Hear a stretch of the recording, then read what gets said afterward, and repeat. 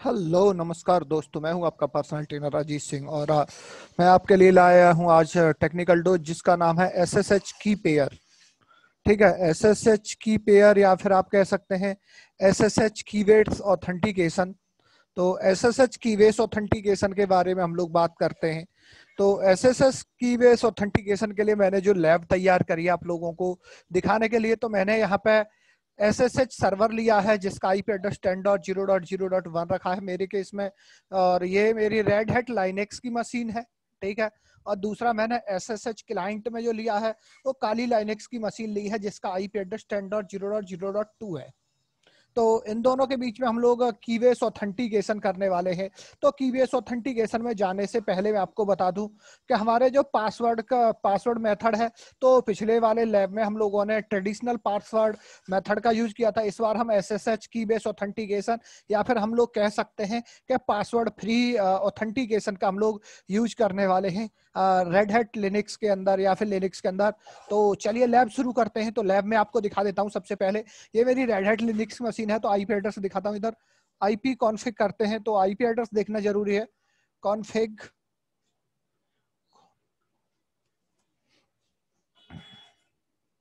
ठीक है, तो IP config, okay, IF config करते हैं। तो मैं आपको दिखाता हूं। This my Linux machine, IP address is this, और the second machine is my Kali Linux machine. तो आई एफ कॉन्फिग इधर 10.0.0.2, और मैं आपको एक दूसरे से पिंग करा के भी दिखा देता हूं। तो पिंग स्पेस हाइफन सी 5.10.0.0.1, देखिए रिप्लाई आ रहा है, यानी कि कनेक्टिविटी प्रॉपर है दोनों मशीनों के बीच में। तो चलिए हम लोग शुरू करते हैं। तो मैंने यहाँ पे, मैं चाहता तो दोनों रेड हैट लाइनेक्स की मशीन ले सकता था। ज्यादातर अगर आप देखेंगे यूट्यूब वगैरह पे, तो लोगों ने जो मशीनें हैं दोनों रेड हैट के लिए रखी हैं, तो उसमें पता नहीं चलता है कि किस पे किसने क्या कर दिया।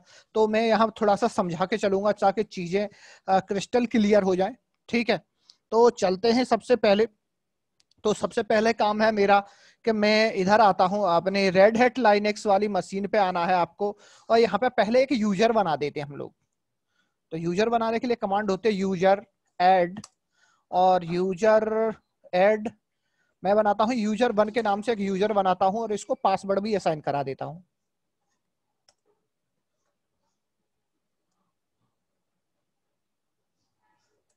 ठीक है, तो यूजर में बना चुका हूं इधर। तो चलते हैं जरा।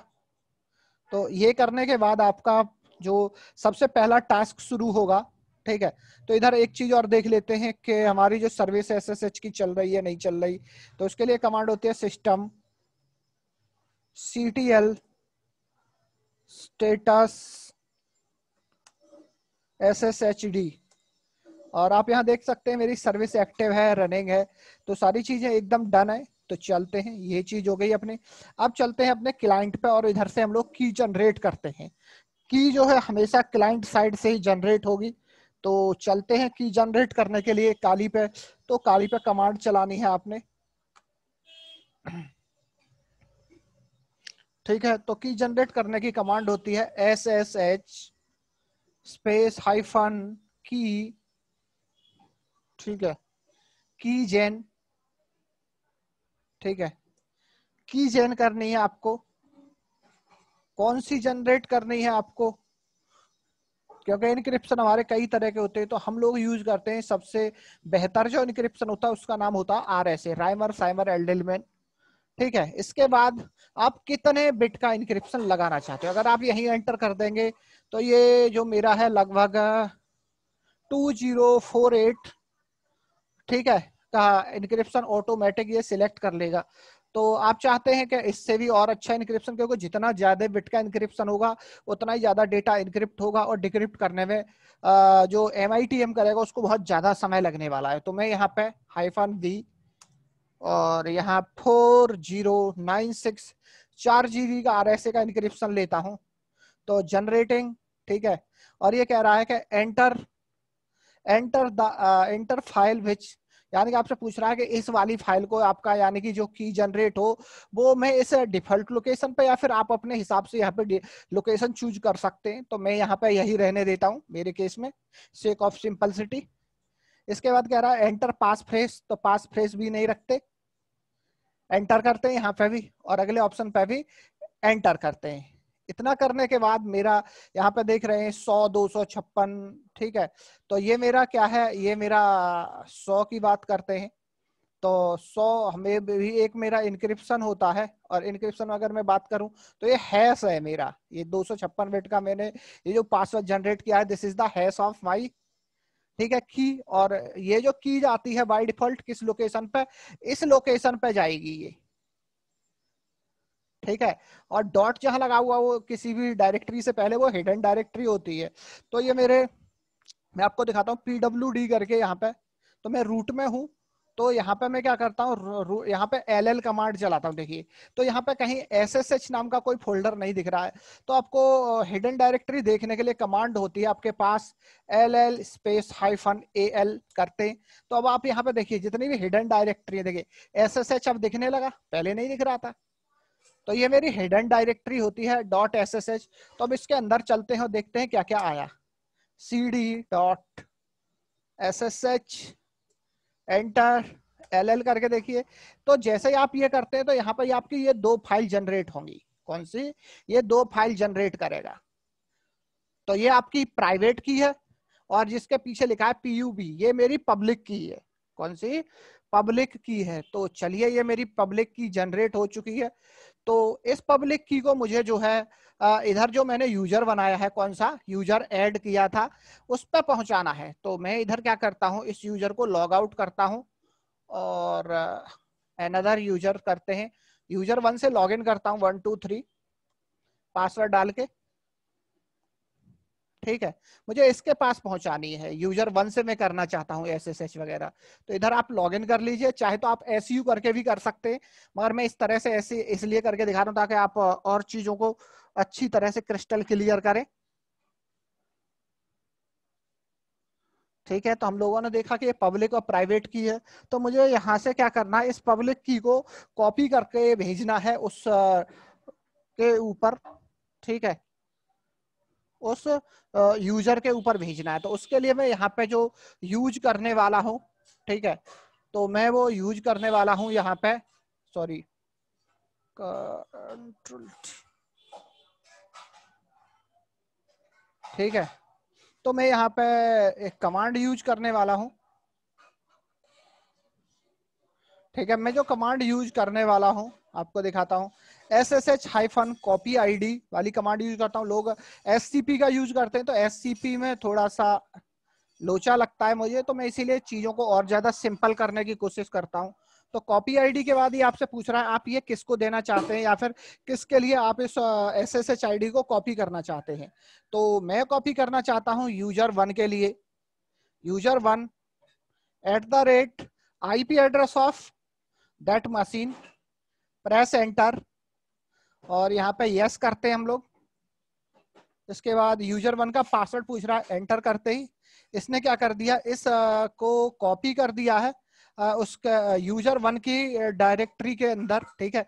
तो चलिए यूजर 1 पे चलता हूं और जरा देखते हैं हम लोग। यूजर 1 से मैं लॉग इन कर गया हूं इधर,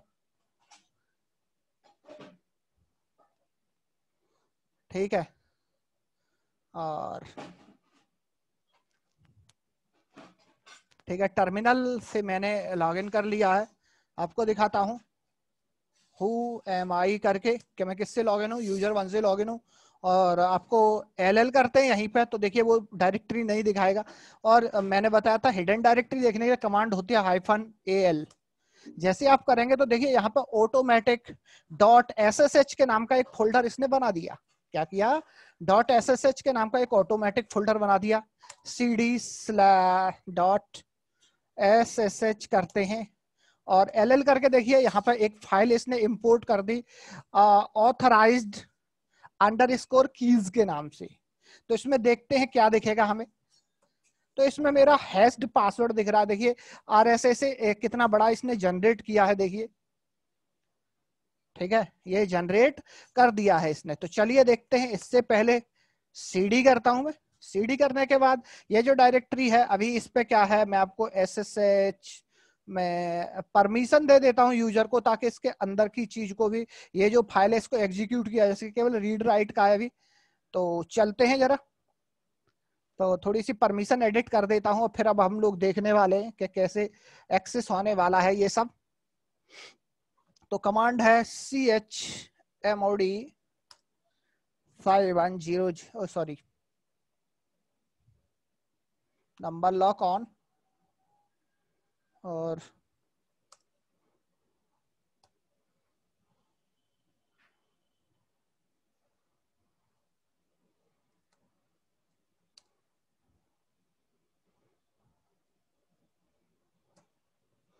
इसके अंदर जो भी डायरेक्टरी है उस पर भी ये परमिशन अप्लाई हो जाए। तो मैं इधर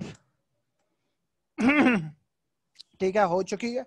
अब चलो जरा चलते हैं, इतना करने के बाद अपने क्लाइंट साइड चलते हैं और देखते हैं क्या SSH की बेस ऑथेंटिकेशन ने काम किया कि नहीं किया। तो चलता हूं इधर और चलते हैं SSH स्पेस, ठीक है, user1@10.0.0.1, और देखिए बिना पासवर्ड के, यस इट्स लॉगिन। क्या हुआ, ये बिना पासवर्ड डाले लॉगिन हो गया, यानी कि अभी ये मेरा की बेस ऑथेंटिकेशन प्रॉपरली वर्क कर रहा। तो ये सबसे सिंपल एंड बेस्ट मेथड है, ठीक है। तो किताब या फिर आप कहीं और देखेंगे तो SCP से कॉपी करते हैं, तो दैट मेथड इज ठीक है some complicated but it's very easy. तो SSH की बेस ऑथेंटिकेशन वाले पार्ट के लिए देखा जाए तो इतना काफी है guys. So thanks for watching.